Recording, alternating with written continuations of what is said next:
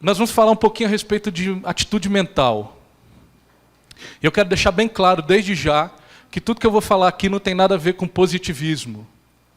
Nada com relação à motivação.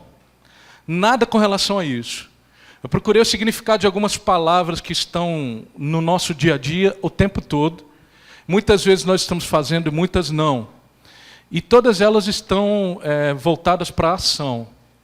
E a nossa mente ela é muito sugestionada todos os dias, em todo o tempo. Em todo lugar que você vai, você está recebendo sugestões mentais. E não pense que aqueles pensamentos que muitas vezes vêm na sua mente, aleatórios, de qualquer lugar, e de repente você pensa, por que eu estou pensando isso? Que eles são simples coincidências. Não são. Nós vivemos num mundo espiritual. A gente não está vendo ele, mas ele é real. E nós tocamos nele todo dia, igual nós tocamos hoje. E como que nós tocamos nesse mundo? Nós tocamos através das nossas atitudes. A gente pode não estar vendo, mas Deus está aqui. A gente pode não estar vendo, mas Ele está agindo no nosso coração. Assim como o Dade falou no início aqui, na hora que ele estava falando, a gente muitas vezes não percebe o que Deus está fazendo na vida da gente. A gente não presta atenção. E aí quando a gente vê passar situações, a gente fala, meu Deus, como é que eu não vi isso antes? E nós temos orado e temos pedido a Deus para que a mentalidade dessa igreja, a mentalidade de cada um de nós esteja cada dia mudando mais. E eu quero dizer para você que quando a gente vem fazer uma palavra, quando a gente vai pregar na igreja, que a gente pede para Deus para falar com a gente, Ele moe primeiro quem está se colocando ali para ouvir o que Ele está falando. E tudo que eu estou falando aqui se baseia primeiro na minha vida, porque também é um aprendizado. E eu quero que você abra comigo a sua Bíblia em Romanos, capítulo 12.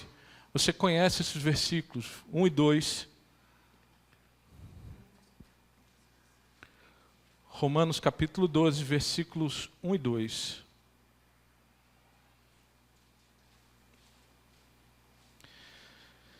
Nós vamos falar a respeito de renovação da nossa mente, mentalidade.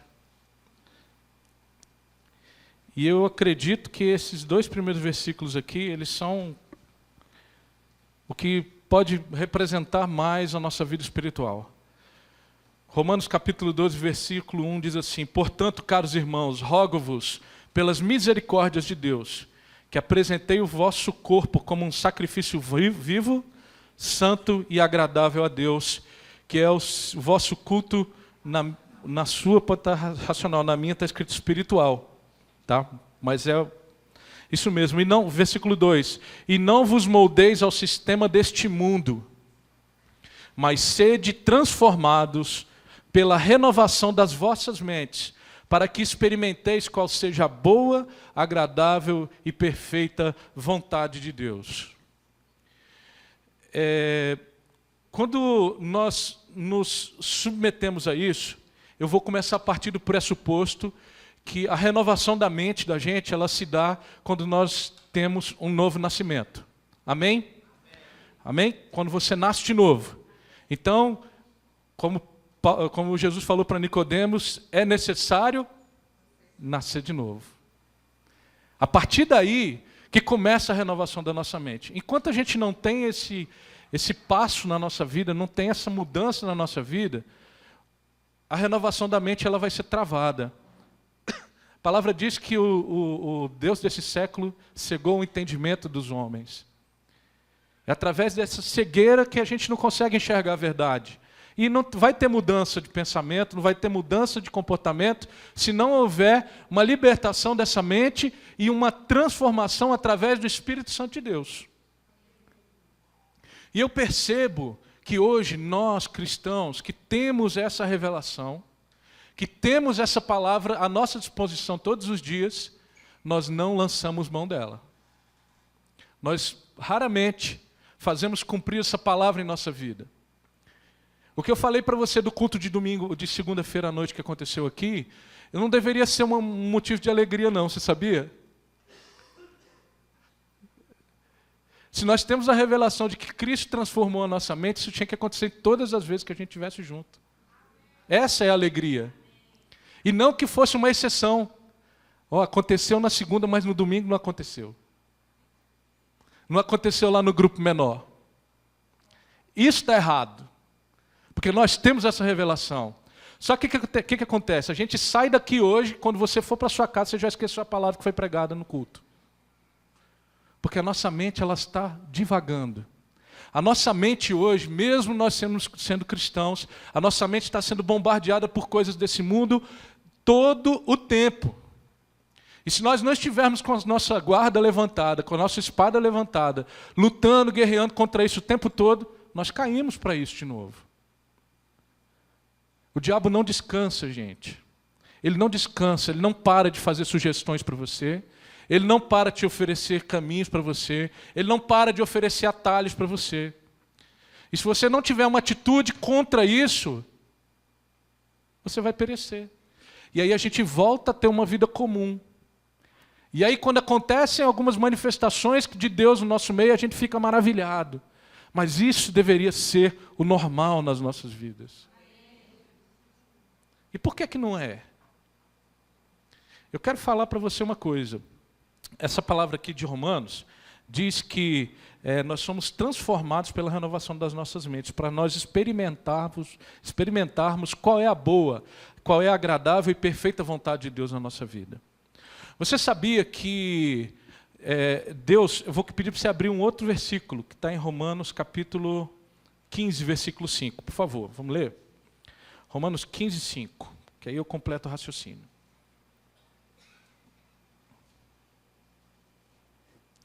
Romanos 15, capítulo 15, versículo 5. Que Deus nos concede perseverança e encorajamento, deles também a disposição de pensar unanimemente de acordo com Cristo Jesus. Que o nosso pensamento ele seja de acordo com o pensamento de Cristo. E você sabia que a gente, quando a gente sai daquele mundo de trevas, do mundo de pecado, e a gente vem para um mundo de liberdade, a gente está sendo liberto de quê? Você sabe? Alguém pode falar? Pode falar, gente.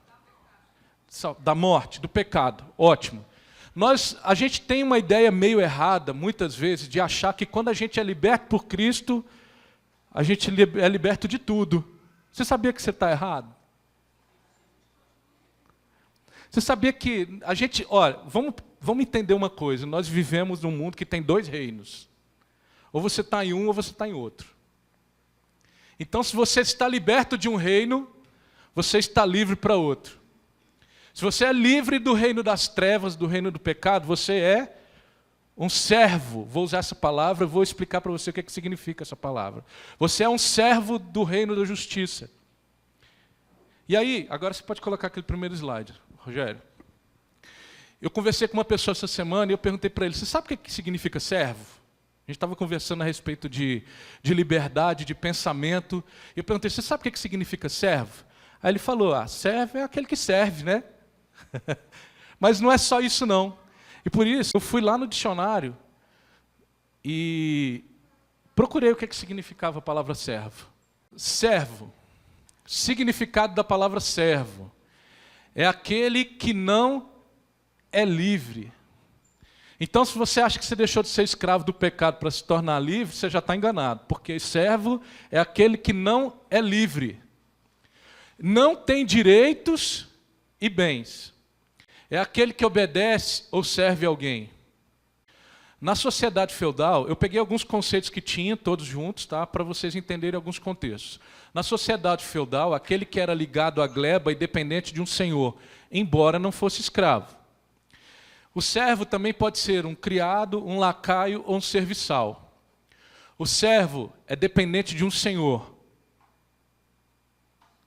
de um poder ou força incontrolável. Escravo que não é livre.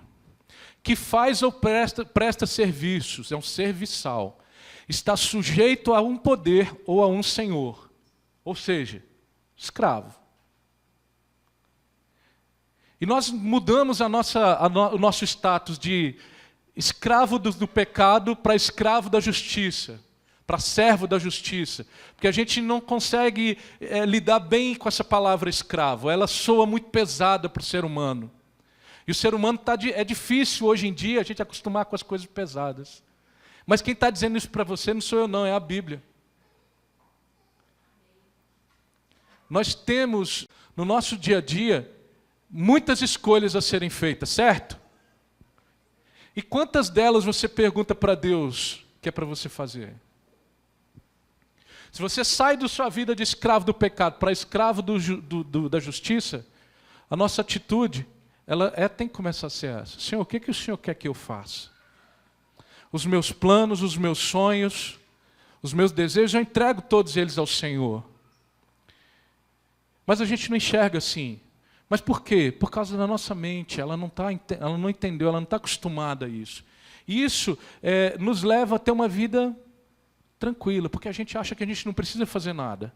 Então, a palavra de Deus diz que é para a gente buscar a Deus e a gente não busca. Ela diz que é para a gente orar e a gente não ora. Ela mostra que é para a gente ter relacionamento com Deus e a gente não tem. Ela mostra uma série de coisas para a gente que é para a gente fazer e a gente não faz.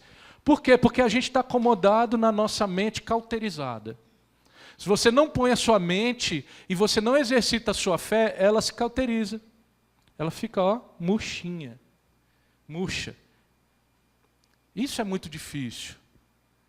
Por isso a gente não pode entender que a vida cristã é apenas você vir na igreja domingo e voltar para sua casa e passar uma semana cheia de coisas. Se você não levar a presença de Deus com você e não invocar a presença de Deus com você, onde você estiver, você vai ser assim o tempo todo. O nosso pensamento ele se baseia na realidade.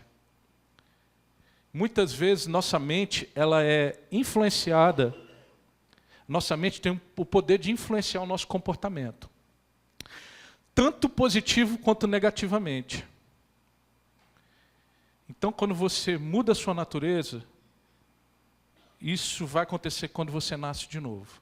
É um processo de transformação, é um processo de mudança, é um processo duro, é um processo árduo, é um processo que demanda da gente muita persistência e perseverança, porque todos os dias a gente quer desistir, porque nós ainda temos esse corpo aqui que é carne, é caído.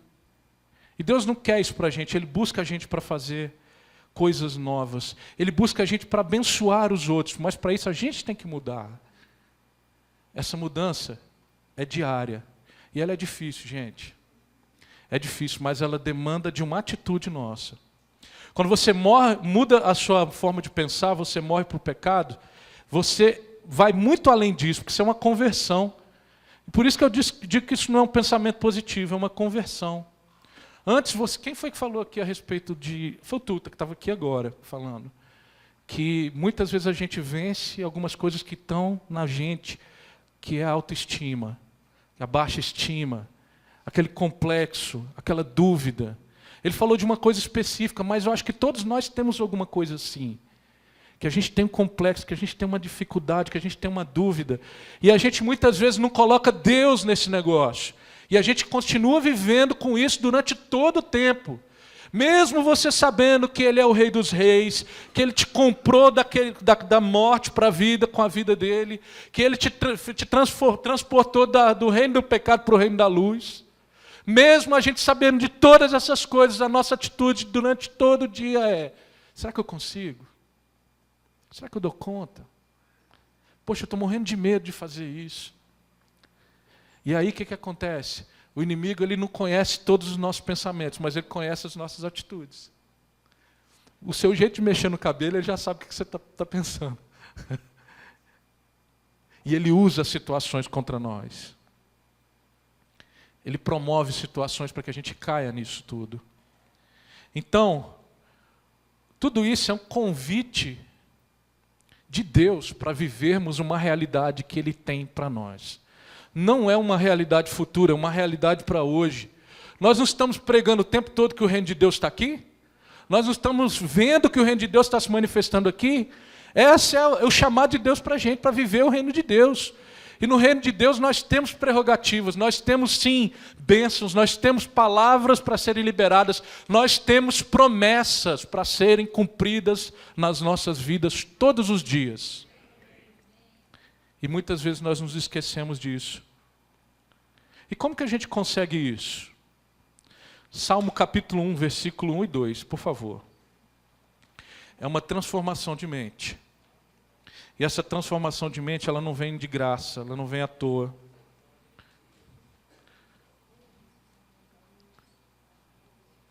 Ela demanda ação. Ela precisa que a gente faça coisas. Ela precisa que a gente dê passos, que a gente saia da nossa inércia, saia da nossa zona de conforto e tenha atitudes diferentes na nossa vida. Salmo capítulo 1, versículo 1 e 2.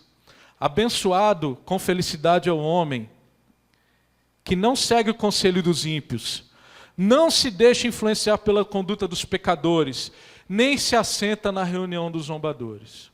Ao contrário, sua plena satisfação, em algumas versões está escrito seu prazer, está na lei do Senhor, e na sua lei medita dia e noite. E ele é como árvore plantada à margem de águas correntes, dá fruto no tempo apropriado e suas folhas não murcham.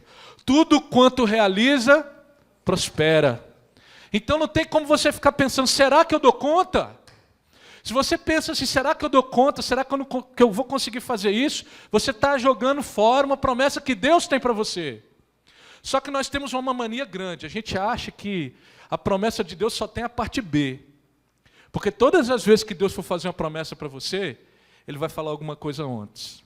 Ele vai falar assim, ó, se você fizer isso, você vai ter isso. As promessas estão ali, mas elas têm uma prerrogativa. Qual é a prerrogativa aqui de tudo quanto realizar vai prosperar? Meditar na sua lei dia e noite. Estar plantado junto ao ribeiro de águas. Estar plantado é você ter relacionamento com Deus, você se desenvolver o seu relacionamento diariamente. Não é só quando a gente está junto que você vai desenvolver o seu relacionamento com Deus, é no dia a dia. Gente, eu sou cristão há 300 anos e ouvi isso muitas vezes. Quando eu cheguei nessa igreja, a única coisa que eu ouvi o Moacir falar para mim era assim, você já quietou hoje? Você já quietou hoje? Você já entrou ali na presença de Deus, ficou quieto lá com Ele, para ver o que Ele quer para você? Aí a gente faz isso um mês, faz 2 meses, faz 3 meses, aí depois a gente esquece. Aconteceu isso só comigo? Acho que não, né? Porque a gente não tem essa consistência de fazer. Mas todas as vezes que Deus nos dá uma promessa, Ele tem uma prerrogativa antes. Faça uma coisa, faça isso. Salmo 119. Se você já leu o Salmo 119, você vai ver lá que ele tem muitas promessas e que ele tem muitas palavras falando o tempo todo. Anda na minha presença. Anda na minha presença. Anda junto comigo. Salmo 119, versículo 1. Vamos abrir só no primeiro. Depois eu sugiro que você leia todo o Salmo. E você vai ver que o Salmo inteiro ele está falando a respeito disso. De relacionamento com Deus, de estar plantado junto ao ribeiro. O versículo 1.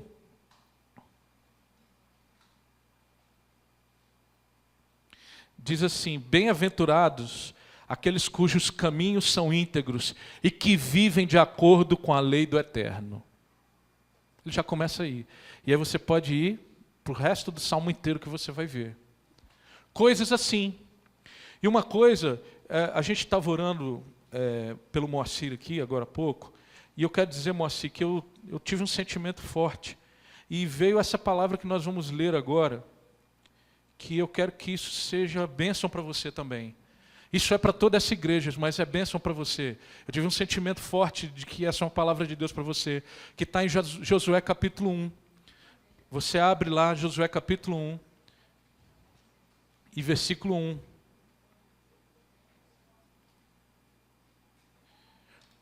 Você conhece essa palavra, eu conheço essa palavra, e nós temos que viver essa palavra.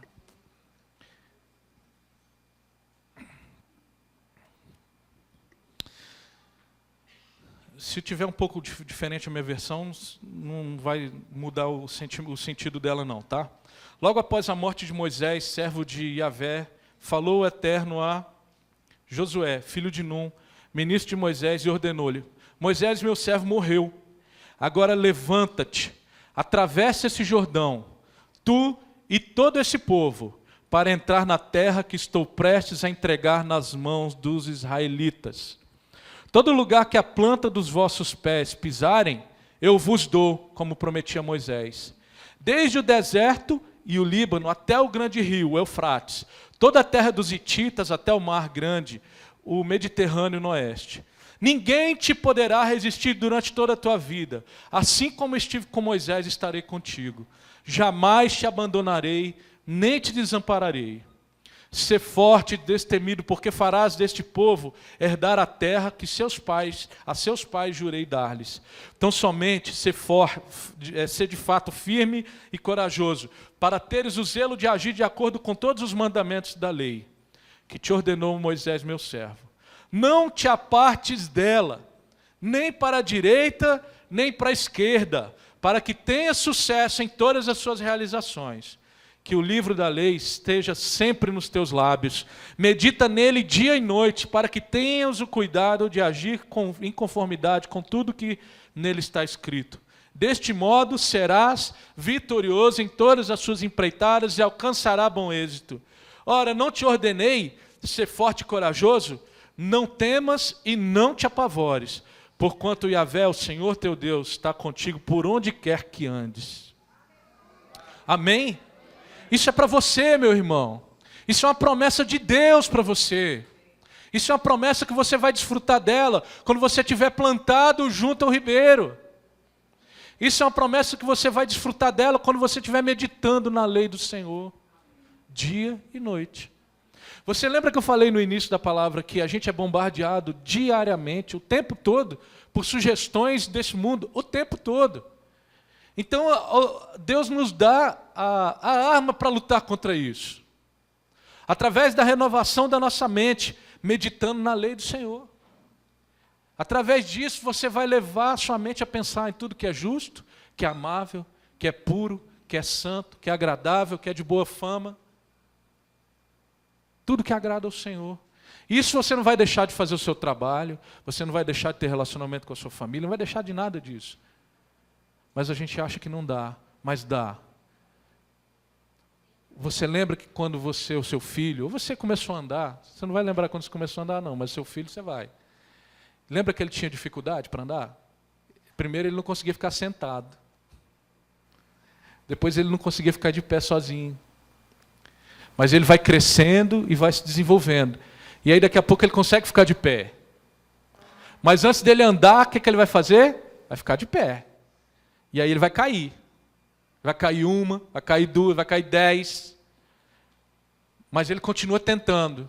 E aí ele fica de pé, ele vai andar. E depois que ele anda, daquele jeito assim, meio desengonçado, que ele está conseguindo andar, o que ele já quer fazer? Quer correr. É esse o nosso processo cristão, gente. Não adianta a gente querer ser santo e justo no primeiro dia. A nossa santificação e a nossa justificação, elas estão em Cristo Jesus. Ela não está em você. Ela não está na sua força. Ela não está no que você pode fazer. Ela está no que Deus opera em você. Ela está na mudança que Deus proporciona na sua vida, mas você tem que deixar.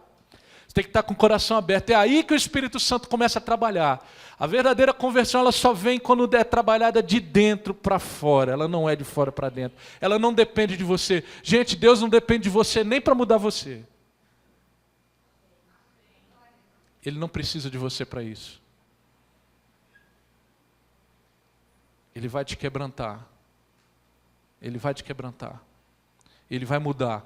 E uma hora você vai ouvir a palavra. Pode ser que não seja hoje, pode não ser amanhã, mas você vai ouvir. Se você estiver disponível. E eu vi algumas coisas muito importantes nesse texto aqui de Josué. Que isso, vou voltar a dizer, isso é um encorajamento para nós. Isso é um monte de promessa que Deus tem para nós, se nós estivermos ali plantados junto dele. O problema é que as pessoas não cumprem o que Deus pede, elas querem apenas os benefícios, eu já falei isso aqui. Então ele fala, ser forte e corajoso. Isso é ter uma atitude. Seja forte, mesmo quando você está fraco, mesmo quando você está de cabeça baixa, lembra do que Deus está falando com você. Pede para Deus, meu irmão, todos os dias: Senhor, lembra minha mente da tua palavra. Aquece meu coração com a tua palavra. Me lembra disso, porque eu esqueço. Eu sou humano, eu sou falho, eu esqueço tudo isso. Me lembra isso. E no versículo 2 ele diz para que Josué atravesse. Se você for acompanhando, por favor, o texto. O versículo 2 tem um verbo lá, atravessa. O versículo 3 tem outro verbo, pisar. Onde você pisar a planta dos seus pés. Era com Paulo, que a gente estava conversando ali, ele estava orando. Eu falei no início que alguém tinha falado outra coisa, era isso, a oração do Paulo. Paulo, está aqui, viu? O que você orou aquela hora ali, tá, a gente está falando aqui. Você está vendo como Deus vai confirmando uma coisa ou outra do que a gente está falando. Versículo 5, ninguém resistirá, não haverá resistência. Versículo 6, ser forte e destemido. Versículo 7, ser firme e corajoso, e não te apartes, ou seja, não saia da minha presença. Versículo 8, que a lei esteja nos lábios, isso é ação, de falar. Medita nela, é outra ação. E alcançarás, que também é um verbo. Todas essas coisas são atitudes, e o versículo 9 ele completa dizendo: não temas e não te apavores. Isso não é pensamento positivo, gente, isso é palavra de Deus, isso é promessa de Deus para você. Isso é promessa do Senhor para você diária. Seja forte, meu irmão, seja corajoso. As circunstâncias da sua vida não são maiores que seu Deus, meu irmão. Elas não são. Não olhe para as circunstâncias. Pode estar tudo caído. Eu sei que muitas vezes a gente não tem fé. Mas quem é que dá fé para a gente? Está vendo? Até isso a gente depende dele. E a fé vem pelo quê? Aí eu vou falar uma coisa para você. Você já experimentou ler a Bíblia em voz alta? Você acha que lá na sua casa você não precisa, mas precisa. A gente declarar a palavra para a gente mesmo, a gente precisa fazer isso. É muito bom a gente parar o nosso momento e ouvir o que Deus tem para falar para a gente. Mas Ele também nos deu muitas coisas para que a gente exercite. Exercite a sua fé falando a palavra de Deus. Que a palavra de Deus esteja nos seus lábios em todo o tempo. Exercita Ele. Nós estamos falando de atitude. Nós vivemos de acordo com as nossas atitudes.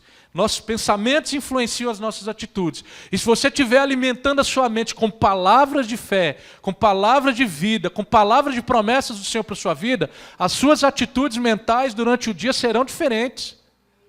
Você não vai se dobrar a situações que acontecerem com você e que você acha que são acaso. Não são acaso.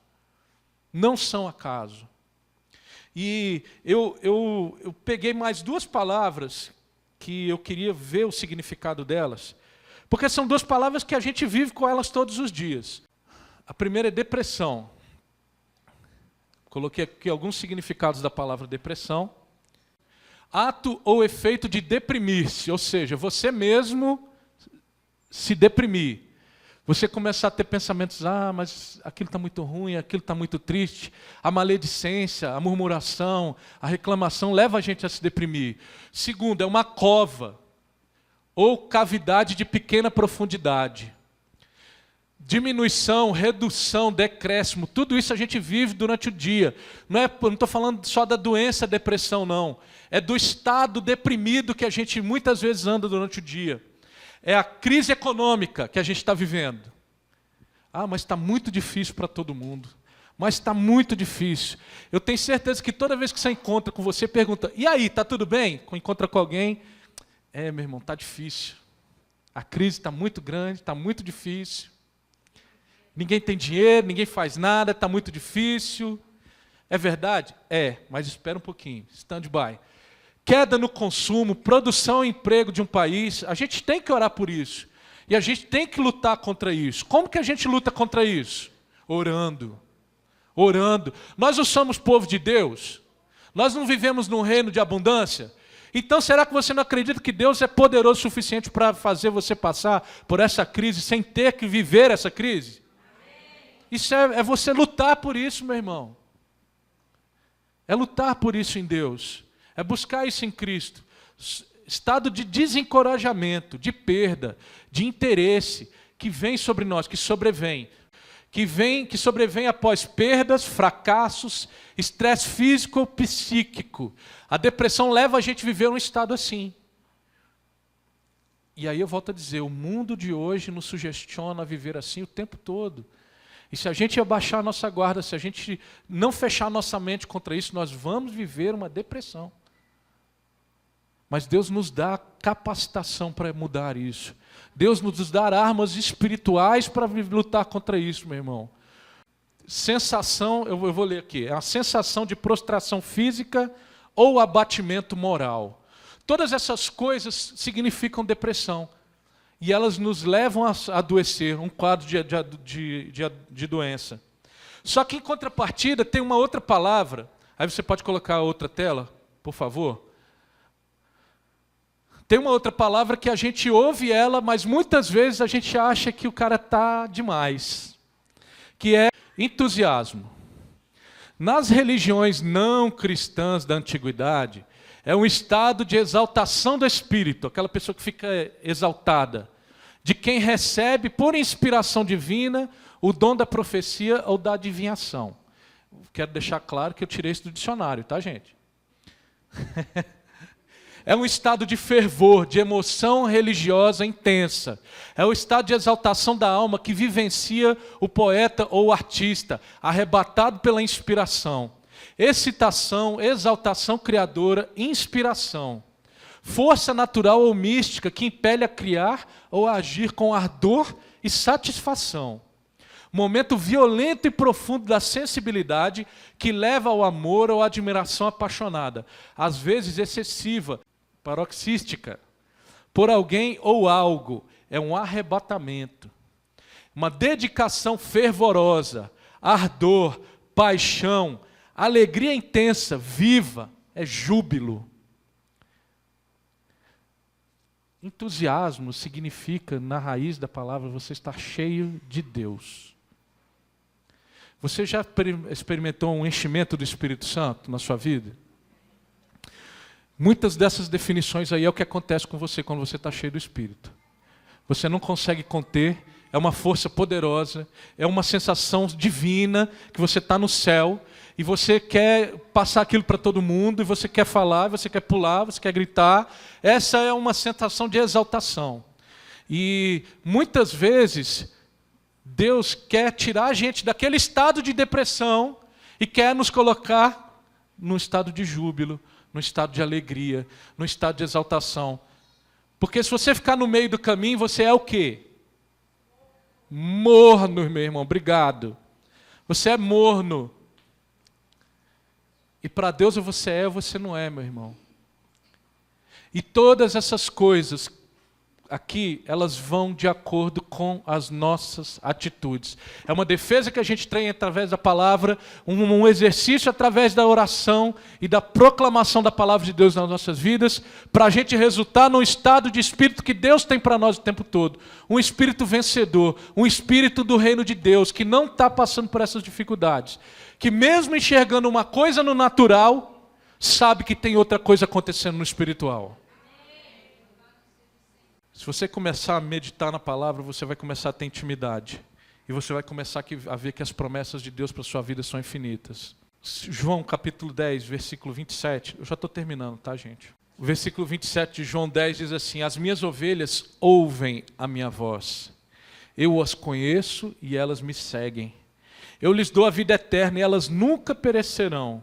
Tampouco ninguém as poderá arrancar da minha mão. Meu Pai, que as deu a mim, é maior do que todos. Ninguém é capaz de arrancá-las da mão do meu Pai. Meu irmão, isso é uma promessa de Deus para a sua vida. João capítulo 10, versículo 27 a 29. Isso é uma promessa de Deus para você. Você quer ver outra? Salmo capítulo 103, versículos de 11 e 12. Eu quero passar essas referências para vocês, para que vocês trabalhem elas na sua vida durante a semana. Salmo 103, 11. Diz assim: pois como os céus se elevam acima da terra, assim é o imenso seu amor para com os que o temem. Quanto dista o Oriente do Ocidente, assim também ele afasta para longe de nós as nossas próprias transgressões. Ou seja, Deus te livra das suas transgressões. A gente não é nada, gente.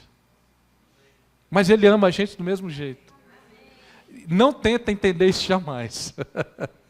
Graças a Deus, não dá para entender não, mas Ele ama. Então não tente entender, apenas ouça e obedeça. Que aí você vai experimentar. É 1 mais 1 é igual a 2. Só que a gente quer colocar uma conta de multiplicação no meio. Mais um texto, tá? 2 Coríntios 5,17. Oh, Jesus, obrigado. Portanto, se alguém está em Cristo, é nova criatura. E as coisas antigas já passaram, e eis que tudo se fez novo. Amém? Amém? Tudo se fez novo, gente. Tudo se fez novo.